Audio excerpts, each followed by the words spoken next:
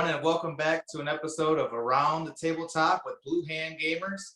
This week, Blue Hand Gamers played Court of the Dead. Today, joining us, we have Simric, we have Colron, and myself, Catfish, your host. I'll be asking these guys questions today about their game this week. Unfortunately, I was unable to join them. So let's go ahead and kick this off with the first question. All right, so what was your strategy to win? Let's start with Simric. Well, round one, I didn't really have much of a strategy at all. It was just try to get some kind of unity tokens and power. But starting round two, I started developing some decent combos where I could just start taking as many unity tokens as I could. And then following my ulterior motive, which in this case was I gained 4 points at the end of the game for every bone faction mourner I control at the end of the game. So I just tried to get more and more of them. Nice. Colron? Well, I kind of messed myself up because I should have. I thought the guild that the faction that I wanted was the flesh faction, and it was actually the spirit faction. So I kind of ended up going the wrong direction, and so I hurt myself there a little bit. But really, I was going to try to control the Dread's Grip token so that I didn't suffer from having too many guys in an area, and that didn't work out for me. And no, it didn't. And really, I didn't. My strategy kind of fell apart. So, and once you're behind, it's tough to catch back up. So what's the difference between the Dread Grip tokens and the Unity tokens, Colron? The Dread's Grip token is what makes you immune to the unit limitations at the different areas. So if you have that token, you have the most influence in that faction, then you're immune to basically the underworld getting noticed that you have too much power amassing. It's a really a powerful thing to have, because then you can outnumber the other person really easily. And I lost my grip on that pretty early, and Simric controlled it most of the game then. And that really, I think, is what lost it for me, because the Dread's Grip went up pretty quick. Okay, all right. What was your favorite game mechanic?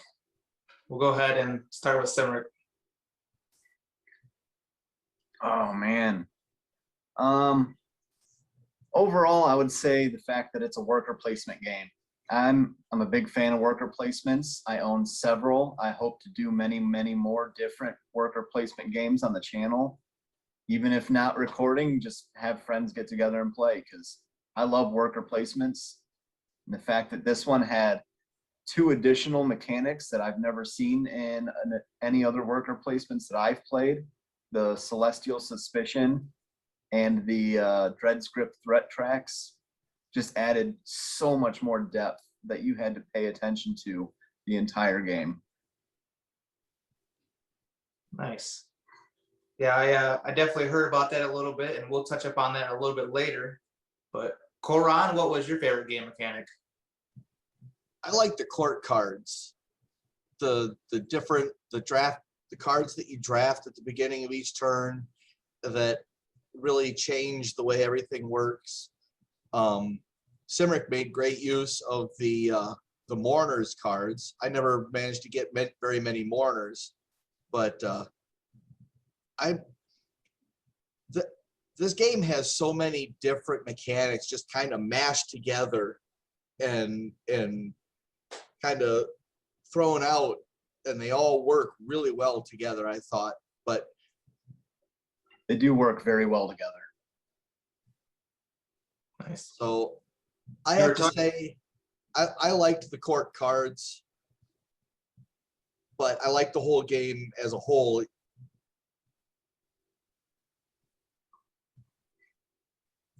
You're talking about the court cards. What was your favorite court card you came across?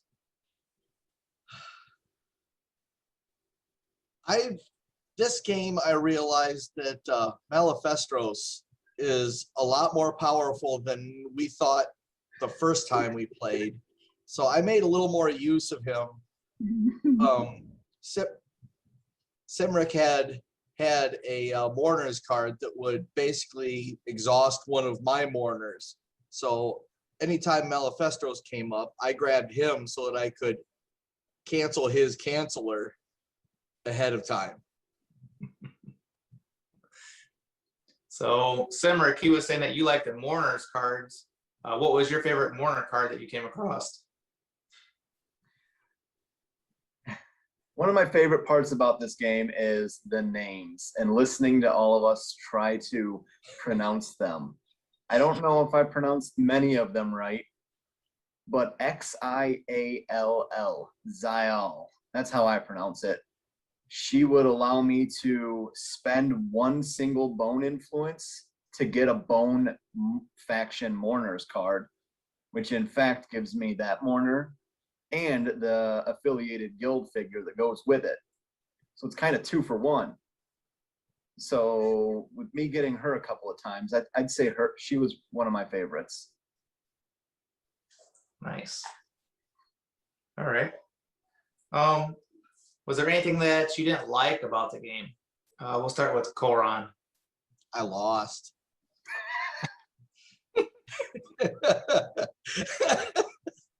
Ouch.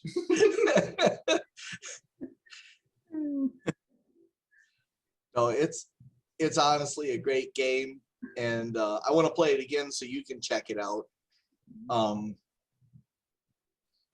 But I don't think there's anything I really don't like about it. Once you figure out what the pictograms mean, it flows pretty easy. It doesn't have too big of a learning curve, and I think altogether, I don't really have anything that really hurts it for liking it or not. I don't have anything to answer for that. I love it. Good. Simric? Well, I'd say the thing I dislike the most would be it's not Dark Domains. I'm kidding. No, realistically, I would say the one thing I really didn't like is especially the third phase, the court card draft. It can eat a lot of time. During editing, I end up cutting out a large portion of time. I think the original video shot was 2 hours and 18 minutes. And I got it down to 1:28. And that was just me cutting out time from us thinking during the court card draft phase or during playtime, and we were just deciding what action to take. I wanted to get rid of some of that dead air so that it's more entertaining to the people who watch. But yeah, the one thing I didn't like is that there are so many things that you could combo, that you could strategize and you could do. It eats a lot of time to decide where you're going to go. Gotcha. Well, speaking about time, it's about time to discuss who had the best play. Let's start with Simric. Who had the best play of the game that you remember? There was one time where Koran comboed 3 court cards together, where he would play one and it says get another ability or take another action. Plays another one, take another action. That was a good play.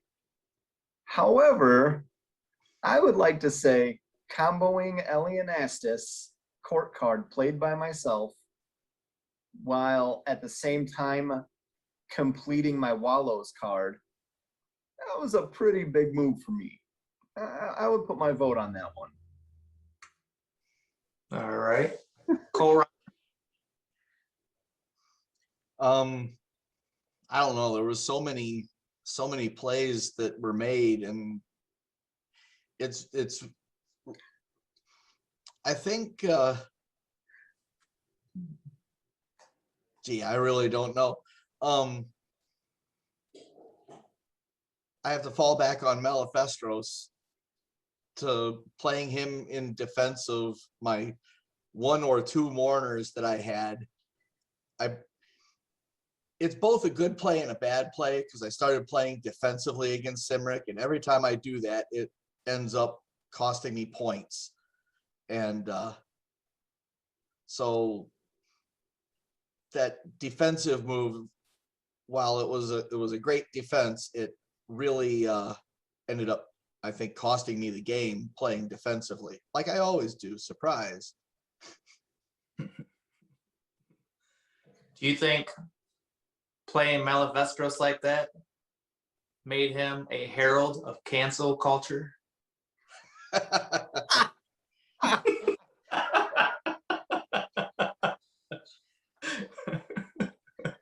Quite possibly. All right. So my next question is, how was it trying to balance your strategy along with that celestial?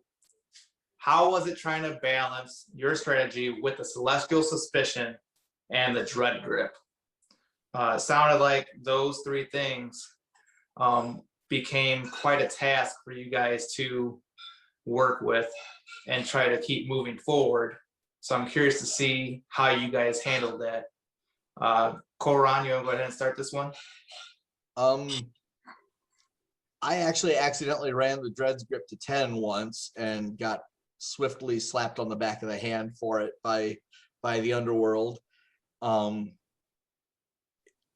The whole game is about balancing those 3 things, and you learn pretty quick after you lose the balance and drop a couple plates that the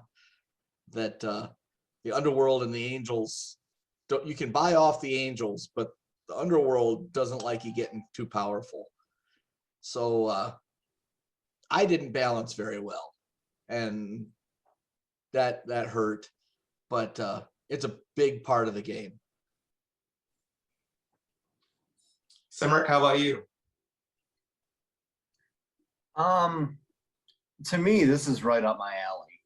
I used to play chess in school, and I have that very chess-like mentality where I like to think of 1 or 2 moves ahead based on what my opponents are going to do. This game really touches home for me on that because I have my plans, what cards I want to play next, where I want to go, how I want to spread my people. At the same time, I have to focus on the suspicion and the threats. To me, it makes me feel good. That's the kind of game I like, that makes me feel challenged mentally. So overall, yeah, I really had a good time with it. This game was a lot better than the first time Koran and I played together. At that time, there was a lot of, what's this? Where does that go? How does this work? This time we were a lot more balanced and prepared for it. So I feel with this game being geared towards my way of thinking, I think it worked out for me pretty well. Like the fates, they smiled on me that day.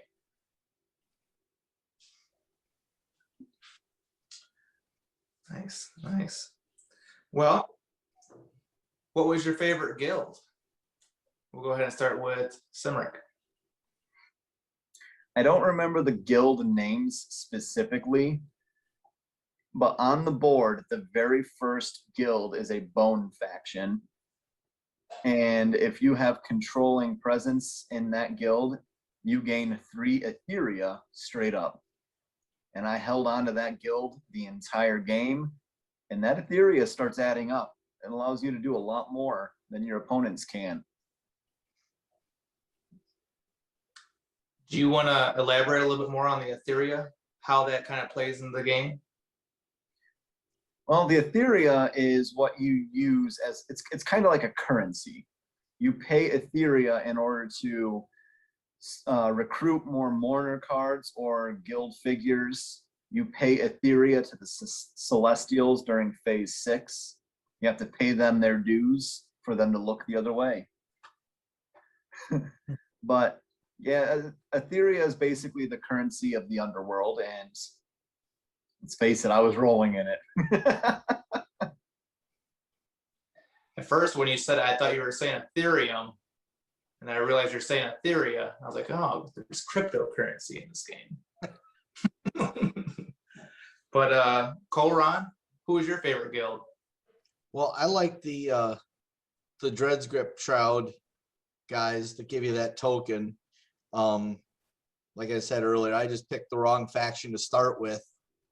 I should have just went for them and gone Spirit instead of the Flesh like I did. So I like the Spirit guys better. They have a lot more abilities that interact with other cards to get cards and stuff. So Nice. Well, my final question for you guys. How'd you feel about your limited number of guild members being 10? How challenging was that? Colron, you want to kick us off? well, I filled up my guild member slots pretty quick, and that hampered me a bit with some of the court cards that give you free models that do extra strong abilities, and I couldn't use those abilities anymore because I had nowhere to put them. And Cimric didn't really help me by getting rid of any of my guys at that point. So I wish I would have been able to have more, but I think it helps rein in your control of the board so everybody stays even. Because if one person just takes off and has a whole lot of guild members, then they have a commanding control. But I didn't really get that far ahead of Cimric because he had plenty of guys too. He just never really put them on the board.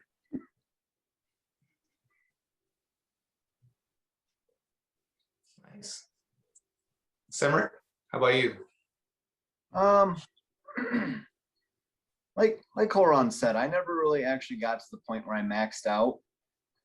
But the struggle is real. You only get 10 of those colored rings, and if you go too happy in the beginning and start getting too many figures, you're just going to overwhelm your crypt on your player board, and they're not going to do any good there. And unless you have the influence to actually move them out to the board to be useful, which I wasn't really commanding in the influence until the very end of the game. So yeah, I had I think 7 at one time, and I was never able to even move all of them at any given time because I didn't have the influence to move them. So it's fun having to balance out what your strategy is going to be, what locations you want to fight for, and how many figures you feel are necessary. Nice. Definitely from everything that I've learned from you guys telling me about this game today, definitely seems like it is a big juggling act between managing your characters, managing your strategy against your Celestial Suspicion and your Dread Grip, and then also trying to focus on where you want to be going in the next few rounds compared to what's going to be coming at you from your opponent. There's a lot of different things that you need to be looking at. Definitely sounds like a very interesting game. Wish I could have been there. Other than that, I'm going to drop over to you guys and let you guys give a closing statement. Cimric, you want to give us some final words? Really enjoyed Court of the Dead, Mourner's Call. Happily play that with you guys any other time as well.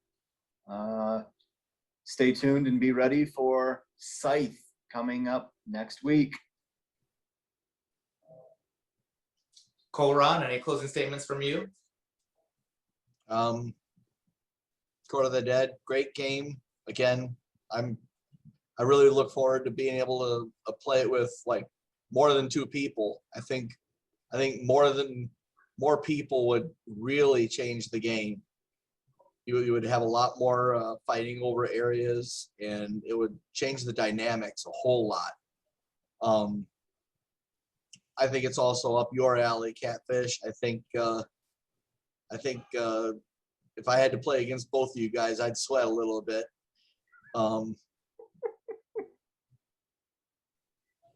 Happy we picked that game up. It's a good one. Maybe everybody will see it again when like a second revenge round comes around or something. Yeah, maybe I can get in on that one hopefully this time. And I do love a good worker placement strategy game. So I tend to be the sneaker, and I come up from behind. No pun intended. But other than that, thank you everyone for coming and joining us for another episode of Around the Tabletop. We featured Court of the Dead, Mourner's Call. We are going to be filming Scythe for our next game. Thank you for your votes. The votes went Scythe, Terraforming Mars, and then Gaia Project. So that is going to be the order of which we will be filming those next games. So thank you guys all very much for being involved and helping us out and making that decision. As always, if you like this, go ahead and give us a like and subscribe. But other than that, come back next time. Actually, cut that one out. I'll see you next time. Life is a game. Play on. I'm not cutting any of that. You are cutting some of that. You can put it at the end as a blooper.